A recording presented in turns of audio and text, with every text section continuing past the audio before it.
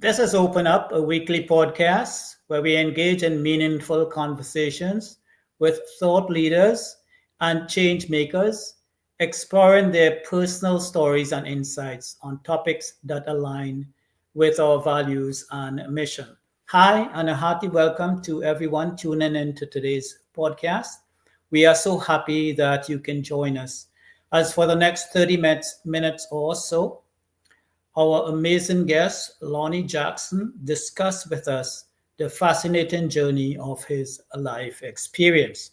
But before we get into that, a bit about ourselves. First of all, my name is Dipchand Ramcharitar. I'm the Outreach and Development Coordinator at Voice of Men 360. Voice of Men 360 is a non-profit organization based in London, Ontario, Canada.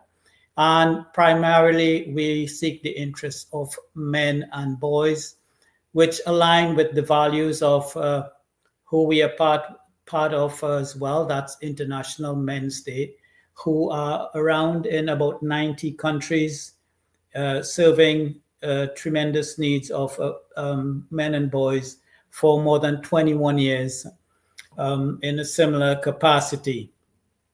So, also, before we get to Mr. Jackson, I would like to run through our disclaimer.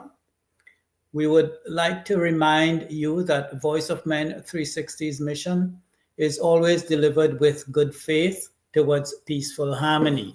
The views and opinions expressed in today's episode are those of our speakers and do not necessarily represent Voice of Men 360. Our organization engages in discussion forums to offer inspiration and create awareness of the issues of men who wish to overcome their life challenges. We are not providing medical or therapeutic advice. Should you require that type of assistance, we recommend you contact a medical professional immediately. If you have any questions or concerns about today's episode or any Voice of Men 360 content, please email us at info@voiceofmen360.org. Now on with the show, and our special guest today is Lonnie Jackson. He was born in Fort Myers, Florida. He has a slew of accolades. He grew up in a foster home, served in the U.S. Army, worked in the Department of Corrections. He's an actor, producer, writer, and had met and dealt with formidable adversities in his life. So welcome to the program, Lonnie Jackson. It's a pleasure having you here. Thank you. Thank you for having me. You're more than welcome. And why don't we start off, first of all, with when you grew up in a foster home. You grew up there, and what type of impact did that have on your childhood and adolescence?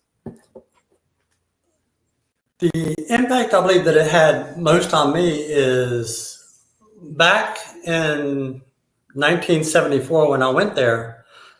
There were at the time about 50 boys there that came from all different backgrounds and all different experiences. So when you are in a foster home experience like that or condition like that, you are forced to deal with so many people that have so many different things going on around them, so many situations that have put them there along with you, and you adapt, and you have to make the best out of your situation, and you learn from everyone else because they're basically in the same situation you are, regardless of how it was that they came about being there. Absolutely. And, it's good that you adapted that way of dealing with it. Not everybody handles things in ways that turn out to be positive. So, kudos to you for that. My next question is a sensitive one, and we certainly appreciate your agreeing to accept this as a question. And I want to emphasize one of the reasons that we ask this particular question is because there are people in a similar situation. This question deals with suicide, and there are people in a similar situation who has unfortunately had to deal with the tragedy of loved ones, with suicide. So um, again, thank you for accepting this question. It must have been so devastating being faced with the double tragedy of your parents' suicides. How are you able to cope with such a catastrophe? And what advice would you offer anyone dealing with a similar situation? Well,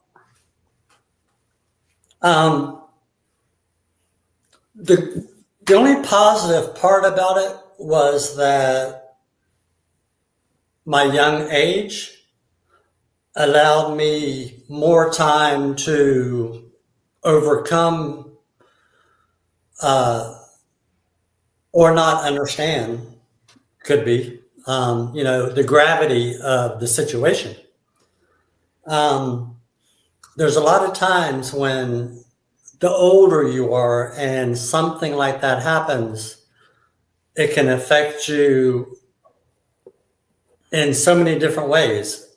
And it was a double suicide. They were a couple months apart. Uh, my mother committed suicide, and then my stepfather had found her, and then a couple months later, my stepfather committed suicide, and ironically, I was the one that found him. The youngest of 6 children. It was quite the shock because I had never seen that before. And young enough that I didn't grasp the whole meaning of what was going on at the time. But anyone we have to have support, no matter what we're going through, you have to have support. And you draw that support from any means necessary. In my case, like I said, I was the youngest of 6.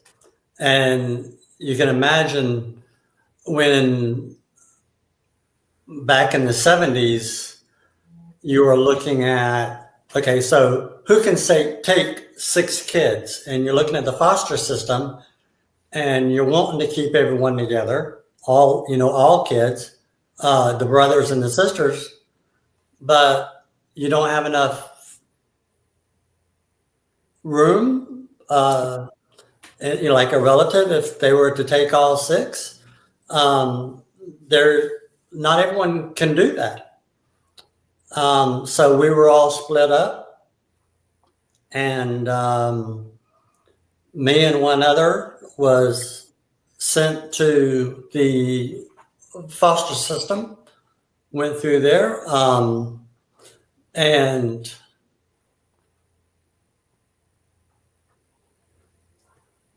that where I was sent is called Woodhaver Boys Ranch, and it's not too far from here. It's just outside of Palatka, Florida.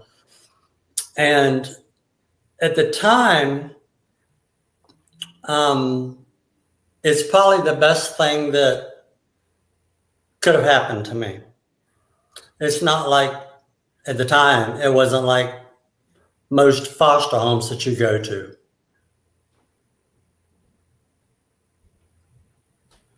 Okay. Well, that's, again, our heartfelt sympathies to you for such, and having to deal with such a tragedy.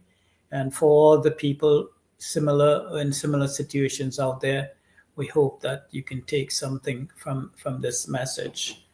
Now, excuse me. When it comes to the film aspect of your career, you are a writer, a producer, actor, and even had some scenes shot at your home. What a thrill that must have been. I believe that was the Vampire Diaries, was it not? That was the Vampire Diaries, right? Yeah. Yeah, we I bought the Gilbert house for my wife in 2013. We moved in while they were still filming seasons 5, 6, and 7 was Right. filmed there at the house while we owned it. It was my wife's favorite show. And it was a thrill for her more so than for me because it was her favorite show. And she had some health issues at the time Right. that we were trying to get a diagnosis for. Okay. And the Vampire Diaries being filmed in Covington, Georgia is right outside of Atlanta and Emory University, which is one of the top research facilities in the U.S. So she was going there for all her treatment and all. And so it ended up being a good place as far as the locale, but she was excited to meet most of the cast members, and we had a lot of exciting things happen while we were there. And it was a great learning opportunity from where we came from. It's just one of those things that if you can do something to help someone else or to brighten someone else's day, regardless of how it's done, and if you have the ability to do so, that you do that. Yeah, I like that the ability to have that in your heart to reach out Yes. to others. It's a gift not everybody is born with, and those of us who are fortunate enough to have that bestowed upon us. Yes, exactly. Yeah. Pass it along as much as you can is something of a blessing to everybody. Yeah, it's a sort of a win-win situation. And Right. yeah, I know you also worked at the Department of Corrections. Can Yes. you, can you share with us your experience and insights from your time working in the prison system? Especially, how did interactions with prisoners and staff shape your perspective of prisoners, and what positive takeaways did you gain from that experience? Working inside the prison system is just like a continuation of everything else that I had already gone through. So, growing up at a children's home with all the different diversity that was going on, and then going straight into the military, and you've got to work with all the diversity. Going into the prison system, working there, you've got all the diversity. It doesn't matter what color you are, what your background is, what your religious belief is. There are people who believe that there are no good inmates. And unfortunately, one of the things that I had to do was, I worked there for 20 years. So moving up through the ranks, I had all these different jobs. I had the ability to research when I needed to, backgrounds, and reading over police reports on the reasoning why a certain inmate was incarcerated. So one would argue that, like I said, not all inmates are bad. And one would argue that all of them are bad.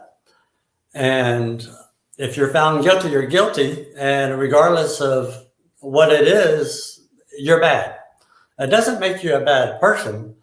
Sometimes it just, you were in the wrong place at the wrong time. And there's a lot of programs within, or at least when I worked there, inside the prison system. I worked there from 94 to 2013. Yes. So at the various prisons that I worked at, there were opportunities for the inmates to advance not only their education, but their abilities to get certain type of work, whether it's masonry, carpentry, automotive, things like that. And I worked anywhere from the most minimal security prisons to death row. So having conversations with, from one scale to the other, you learn a lot about a lot of different people that one would shun away from, but it's a great learning experience. I have to agree with you. I think, society generally shuns people sent off to prisons and jails as outcasts. Yes. But again, as you stated, it's important that, everybody in society, they have something to contribute. And, it may be that, maybe, as you said, circumstances, wrong place, wrong time, things like that. Some of these people, again, this has nothing to do with condoning their actions for those who are guilty, but some of them are brilliant people. Some of them have very articulate idea. They're able to articulate ideas in a very positive and good way that could benefit mankind. So it's not that we should just cast them aside. I think it pays to engage with everyone, and we can decide as adults in discerning, what is beneficial, what we should stay away from, and what we can address and pass on to the public, things like that. Now, moving on, we're just running around here from Department of Corrections. We've been through writing and acting and whatnot. Now let's move to the Army. What inspired you to join the Army? What skills did you develop then, and how have those skills served you since? Well, I went in 2 years after high school. I went into the military, active duty. And one thing that they don't care about where they send you, because I'm a Florida boy and I was born in South Florida. And why they would send me to the snow grounds for my training, I have no idea. But I'm not used to the cold. But going in and having the discipline taught or maintained throughout the military, learning a trade that can be useful on the outside. I went in originally as learning to be a diesel mechanic. So I went to diesel school there at Fort Jackson in South Carolina. And then I was stationed at Fort Riley, Kansas, and that's where I worked on the diesel stuff. And then I switched over my occupational series to military police, which from there I went to work overseas with NATO. And we did a whole bunch of things where, you again have all these people around you of all these different diversities, and everyone is different. Everyone joined the military for one reason or another, and you can choose to get along with them or you can choose not to. And, it's totally up to you.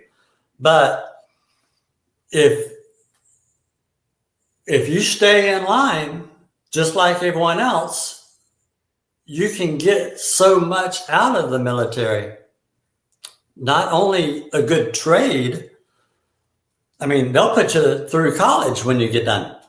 And you can have lifelong relationships or friends in the military or coming from the military. I lost more than I could count. And that's one of the reasons that I don't make a lot of friends now. I do have some disabilities, and some of them are psychiatric in nature.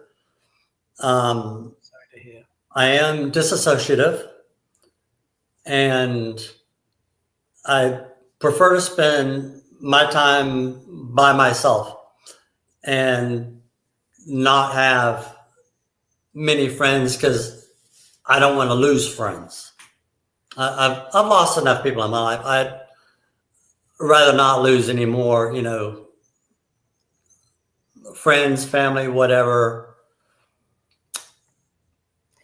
Yeah, it's sounds like quite the experience in the army. You got, obviously experience, opportunity, and whatnot. The ability to meet new people Yes. and make new friends and learn new skills and the whole shebang. So yeah, Yes. it's like not everybody's cup of tea, but for those who are interested, it certainly sounds like an adventure in the waiting. It is. Yeah. And, you can go to the military for certain different reasons. I went to the Army, but the best living facilities is in the Air Force. The best dining facilities is, it depends on what you go there for, Right. Yeah, quite the adventure. Yes. Switching gears a bit here, how would you define masculinity, and how has your understanding of it evolved over time? Masculinity really is something that can have many different meanings to different people. And some of it is just as simple as someone thinking that, oh, he's masculine because of his stature, his build. He's masculine because of his educational level. He's masculine because he has the ability to spread himself across all these different things that may encompass not only their health, well-being, mental, their understanding of other races, diversities, other genders. It's sometimes masculinity is defined by other people, and what you believe your qualities are as being masculine may not be the same as anyone else's. I've had quite the experiences growing up that I think I have grown from all of it. And I have an understanding that goes so much deeper than anyone should ever have. And for me, that makes me a stronger person just to have all of that understanding and deal with it.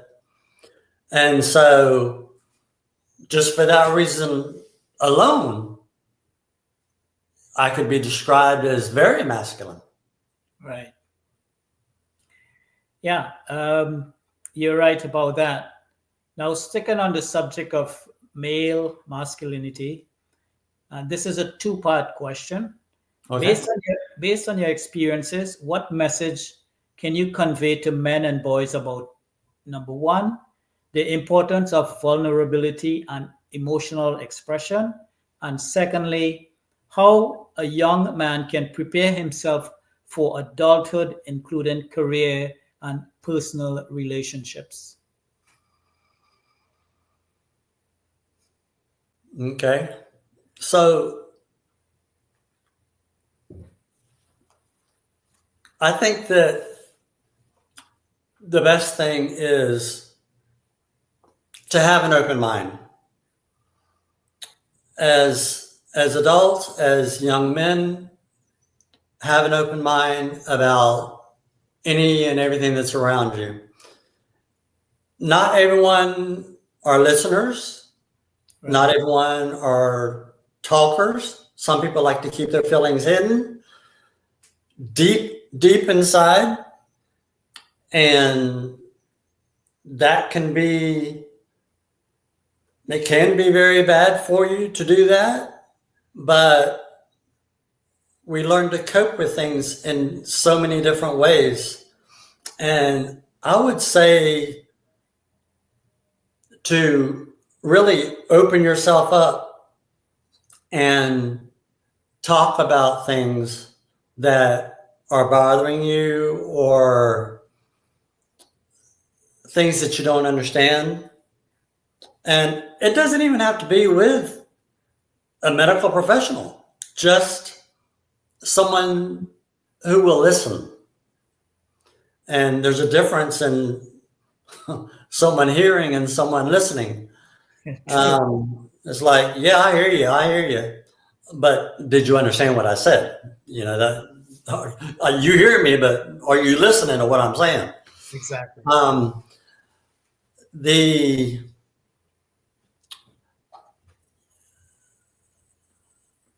Sometimes and it's kind of hard to say for the younger crowd coming up, the boys learning to be young adults and preparing to go out into the big, wide, open world. Role models are something that they can learn a lot from, but unfortunately, we have so many that are in that realm that don't have good role models that they can learn from. Right. And then maybe they just don't have the opportunity to, even if they do have a good role model, they may be victims to society as it is, where they're growing up and they don't have the same thing that someone from another upbringing has the ability to learn from. You know, you can have someone from the hood or you can have someone from a gated community that go to the same school, but they're not going to learn the same way based on their surroundings.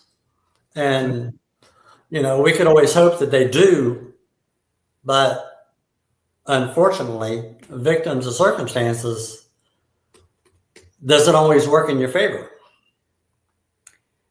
Yeah, it's a trying time for young men, especially. A lot of them seem to be in apathy about what's going on in the world. They don't seem to have any drive or incentive to go forward. So, Right. as you mentioned, role models are definitely a good start. And, obviously, groups like ours can help drive them forward and show them, how to engage and make life more meaningful, not only for themselves, for their communities that they reside in. So it's Yes. important that they have some drive, some meaning, some purpose in life. So that's very important.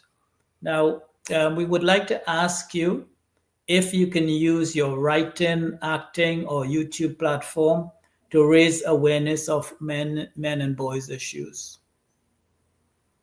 I can. Um, my One of the first films that I wrote actually is a non-dialogue film, Right. and it is on my YouTube channel. And I wrote that for a local film challenge, and it deals with the aspect of me losing my wife. Okay. And not dwelling on what you've lost, Right. but remembering the good that you had, not just the bad that happened. So that's on there. And me and another actor friend of mine, we are going to be starting up a YouTube channel to where it's going to be called Let's Talk About It. And it's open to anyone who wants to talk about any and everything. And there's going to be a couple things that will be off limits. I don't want to talk politics. Right. Yeah. Not the platform for politics. No, it is not. That is a well that you will never be able to climb out of. True. And so, yes, to use the YouTube for that platform is great. You can record.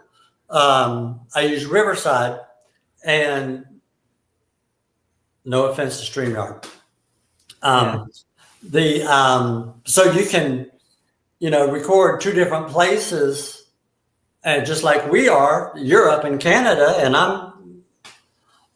I'm sorry, it's nice and warm here, but not so much here. I can tell you that.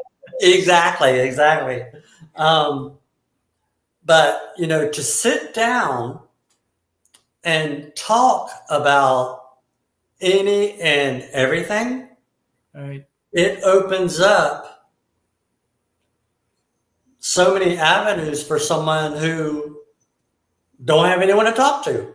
Maybe they're just surfing the channels, so to speak, and they come across and they stop and they start and they listen, and then they start having thoughts. Right. And it's like, I wonder if, let me just chime in. Let me just throw in there this question, and then a question pops up on the screen, and you can answer that question. You can bring them on board, talk to them about whatever the issue is. So it's a great platform for that. Definitely. Absolutely. And we wish you all the best with your upcoming YouTube channel. Thank you. You're more than welcome. So let's talk a bit about our show, the show called Open Up. What do you think it means to you? What does it mean to you? And why do you think it's important for men? Because men tend, we know that, it depends on what scientific research or information you want to go after. Men don't develop as well as women do. We don't understand as well as women do. We don't open up to listening or talking like women do. There are so many things that women are better than us, but that doesn't make us any less of a person. Exactly. So we need to open up to someone, and it doesn't matter what it is that you have to open up about. You need to open up and you need to talk to somebody. 911 isn't who you call if you just want to talk. If you want to just talk to someone. You need to open up about whatever it is that is heavy on your mind, heavy on your heart, things that are really holding you down, holding you back. And unfortunately, there are 22 deaths by suicide every day. Wow. Of military veterans. Yes. Now, 22 every single day. Now, we don't know why they commit suicide. We know that the military veterans have services available to us, whether or not we choose to accept those services. But not everyone has the same ability. Say a non-service member, a non-veteran may not have the same service open up to them. And then at the same time, maybe their insurance doesn't cover mental health. So we need to create, we need to have made available to everybody, regardless, race, creed, color, whatever in the world that you believe in, that everybody has a place to go that they can open up about whatever it is that is weighing them down. Let someone else take some of that burden from you. Yeah, absolutely. We all need that in life. Every one of us have our problems one way or the other. It doesn't matter, social, economic, whatever status. We all have issues to deal with. Right. And one of the things I think that's missed is to raise awareness for this social stigma that's out there. That men aren't supposed to cry. They're supposed to, suck it up and be a man. So we need to address that as well. That's an important part of the puzzle as well. It is, and crying, the ability to cry, the willingness to cry, it has no effect on your going back to masculinity. Okay? Right. Everybody needs to cry it out. Everyone needs to let loose and just have a good cry day, perhaps. My daughter never saw me cry as much as I did after I lost my wife. Right. It took me a long time before I would go out into public. She would bring the grandkids over. Right. And just seeing them together, I couldn't handle it. So I would tear up and I would go to my bedroom and I would hide because I don't want the grandkids seeing grandpa crying and at their age be like, okay, so why is he crying? He's rough and tough or whatever. He's not supposed to cry. Well, that's completely wrong. And even kids need to know that it doesn't matter how young, how old you are. Everybody, there's nothing wrong with crying. Exactly. We all need that support one way or the other. Right, right. the next question again is a sensitive one, and again we appreciate you agreeing to look at this question and answer it for us. Um, what's life been as a widower, and what daily challenges has it brought you?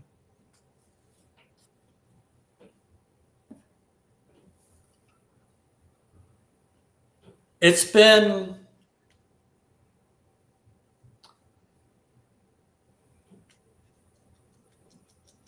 May will be 5 years since I lost my wife. I talk to her every day. I think about her every day. Right. She's with me every day. She's sitting over there in the living room. Anyone who has seen my living room, either through pictures or from one of like the short film, Anyone But Me, that I did, there is her urn right center stage, middle shelf with a light on it. And that light never goes out. I look at it every day. I can talk to her every day. Not everyone handles it the same way. It doesn't matter if I'm here with her or if I'm out in public. My wife is always with me. Right. In fact, this necklace Yeah. that I'm wearing, Okay. this is the ring she was wearing when she passed. Wow. And this heart has a capsule inside of it. Right. And that capsule has her ashes in it. So I'm always wearing this necklace, and she's always with me. And if I'm on a film set, to where I've been on some sets where you can't wear jewelry, and it's, jewelry will make noises and interfere with microphones. So there is someone designated to hold my necklace. And as soon as we say cut and I'm done, they give me my necklace back.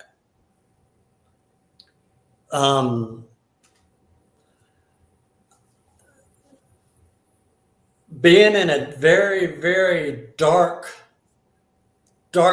place after the loss of my wife. I hold her so dear.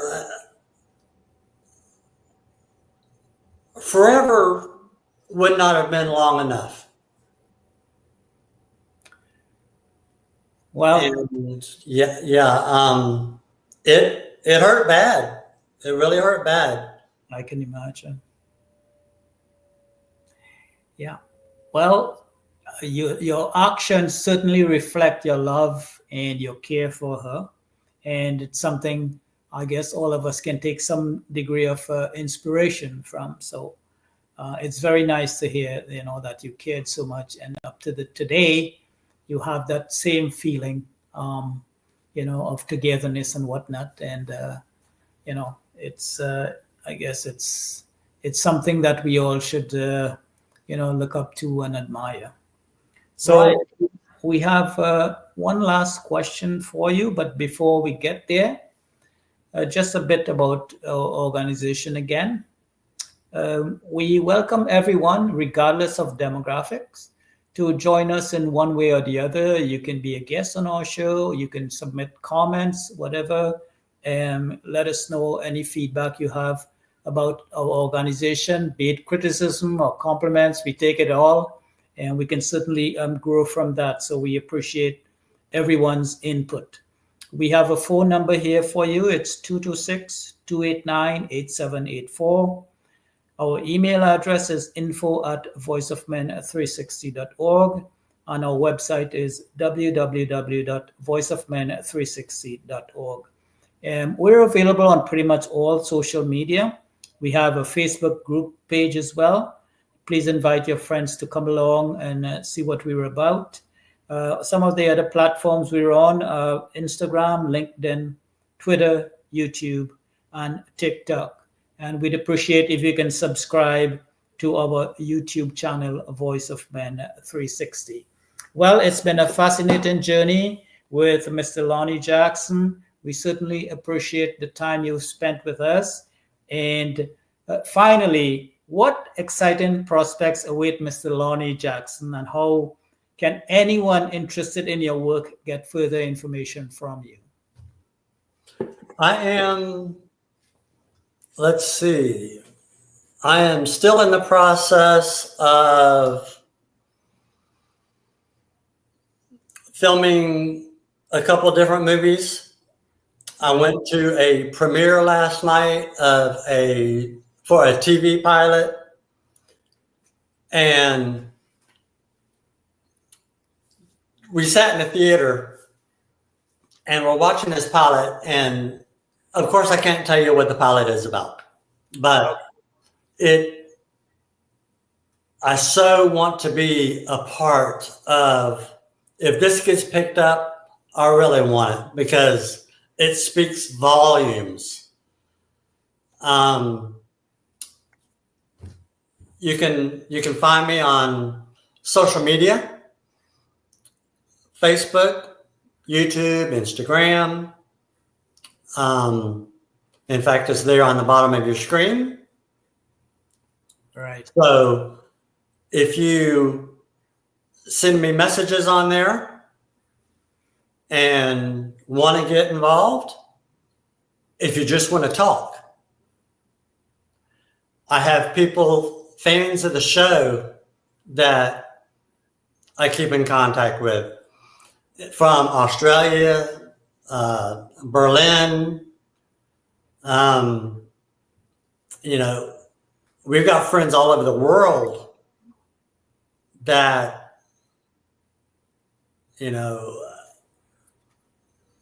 we can just listen to them and talk back and forth and have open conversations about any and everything. It doesn't matter what it is. Right. Nothing pretty much is off limits except politics. Yeah, we want to stay clear of that one. That's right. That one, I'm not going there. Well, it's a pleasure really having you. It's nice to end on such a lighthearted note, but it's certainly been a pleasure having you on, and we appreciate the time that you've spent here today. We hope that the audience can gain some valuable insights into who you are and leave with something that would benefit us all. So thanks again, Lonnie Jackson. And we wish you all the best in your future endeavors. And to all the audience, or everyone who's tuned into us today, we thank you so very much for taking the time to join us today. Thank you so much. We really appreciate your time. And a special thanks to the guy behind the controls, our president, Sivam. So thanks again to everyone. And from all of us here at Voice of Men 360, good night. Good night. Thank you.